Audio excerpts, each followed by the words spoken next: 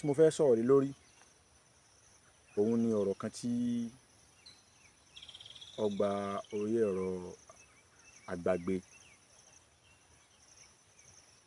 tí àwọn kan ní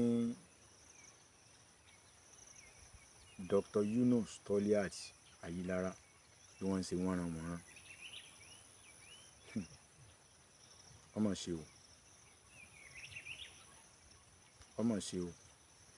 Yorùbá bọ̀ wọ́n ní bọ́rọ̀ ẹni bá jalè ó ṣe làwí, bọ́mọ ẹni bá jalè ó ṣe làwí, kódà táyà ẹni bá gbéni ní nǹkan ọmọ ṣe náà láàmú wí. Ọ̀rọ̀ yìí ó sọ sí ni lẹ́nu, ó buyọ̀ sí. Kọ̀ wá sí bó ṣe yọrí náà, kò sí bódòdó ti fẹ́ korò tó, ó di dandan kéèyàn sọ. Àwọn kan kì mí lọ, wọ́n ní ojúlé ọmọ Yorùbá ṣọ́ra rẹ o. Ìkan tiẹ̀ ní òun agboolé wa, agboolé gbélé kalé. Ẹni ó fún ọ ní ibi tí mò ń gbé ọgbà, ṣùgbọ́n ayé jọ ń ṣe ẹ̀yin méjèèjì. Ẹni tó sọ fún ọmọ mọ̀ olórí ìlú Jogbo, kí ló dé tẹ́ ẹ̀kọ́ ọmọ yín bá sọ bí wọ́n bá pèèyàn lẹ́nu yànyàn èèyàn máa panu ẹ̀ mọ́ ni o. Kíní kan ní tiẹ̀ máa dùn mí tí mo sì máa farabalẹ̀ tí mo máa wò ó ní pé àwọn ìran èèyàn kan bẹ tó yẹ pé tí wọ́n bá wà láàrin àwọn èèyàn pàápàá jùlọ tí wọ́n bá wà ní òkè pèpele àfi káwọn èèyàn ṣọ́ra fún ọ. Irú àwọn èèyàn wo?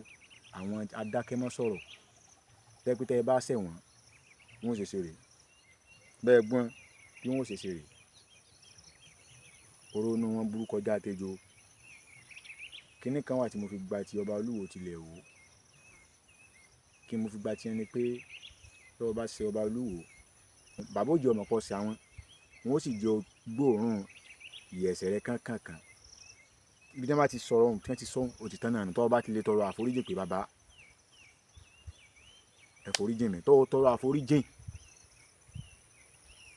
ìbá àforíjì tí wọ́n ní nǹkan tí wọ́n tọrọ lọ́wọ́ nǹkan tí wọ́n gbà lẹ́ẹ̀kan náà èbí ní ọ̀tọ̀rọ̀ lọ́wọ́ ẹ̀yin tẹ́yìn ọ̀gbà. Wọ́n tọrọ àforíjì lọ́wọ́ yín, wọ́n tọrọ ní gbangba, wọ́n tọrọ ní bàbá. Kódà àwa gan tó ń ṣe fọ́nrán gbà náà pé bàbá ìmámù, bàbá ìmáàmù tó yàtọ̀ sí ilé ìmáàmù. Ẹ̀rìn báyìí gbogbo nǹkan lè mọ́ fòṣèlú ṣe kó lè bá a dá ni. Bàbá ìmáàmù ṣe bẹ́ẹ̀, kódà bí wọ́n ti lọ ṣe bàbá ìmáàmù tó ń bẹ̀bẹ̀ ń gbangba kí a lè fẹ́ wọn ó ṣe. Bẹ́ẹ̀ kẹ̀dẹ̀ gbọ́ alámọ̀ pé kò sí bá a ṣe lè wo aga tó láyé yìí, kò sí bí láálá ṣe lè ròkè tó láyé ilẹ̀ ní ń bọ̀, kò sí bá a ṣe lè ga tó ká nípò ká lágbára ká lẹ́fọ̀n ká lẹ́ẹ̀kan. Ǹjẹ́ ọkú bá dé pátápátá pintápin. Ààrẹ ànádà Yar'Adua gbogbo àwọn tí ṣèjọba lánàá dàmbò ní ẹwà àwọn tí ò tí kú, kódà àwọn míì gbáyé bí ẹni tí ò sí mọ́. Àwọn tí wọn ò sí lórí ipò mọ́ ojú wọn ti wálẹ̀, gbogbo agbára tí wọ́n ní ó ti pin. Ní bá pèèyàn lẹ́ni Ọlọ́run kó sì wọ ẹni Ọlọ́run o. Èèwọ̀ ni tẹ́ntẹ́ pé ẹni Ọlọ́run ni wọ́n pè tẹ́ pé wọ ẹni èṣù gan fẹ́ sanjú tiẹ̀ lọ. Ẹ jẹ́ á bẹ̀rù Ọlọ́run o. Kí n tó wá máa lọ, mo wá rọ gbogbo ẹ̀yin lólùfẹ́ Dr. Yunus Toliat Ayilara, ẹ bá ń ṣàdúrà fún bàbá yìí. Gbogbo ọ̀nà tọ́tà máa ń gba rẹ́rìn èèyàn pátá, gbogbo ọ̀nà tí ọ̀tá máa ń gba rẹ́rìn èèyàn, Ọlọ́run ọba Elédùà kó má jẹ́ kí ọ̀tá rẹ́rìn bàbá yìí àti gbogbo àwa tá à ń fẹ́ wọn pátápátá. Àwa nífẹ̀ẹ́ ìmáàmù ni o, kò sí pa àsì nífẹ̀ẹ́ wọn lásán, a nífẹ̀ẹ́ wọn lórí òdodo tí wọ́n ń sọ. Níta ẹni a máa sọ láti sọ yìí o, ọkọ̀ àràtẹ́ ẹ̀dá, à ń retí àràtẹ́ ẹ̀dá o. Níta ẹsẹ̀ lánàá kò tún kankan lára wa o, a tún retí tòní. A sì ń bẹ Ọlọ́run ọba Elédùà kó fún wa lẹ́mìí ẹ̀mí gígùn àtàlàáfíà ká lè bá rí tẹ́tọ̀ dánwò lọ́la tọ́lọ́run bá pé àjọ máa bẹ o.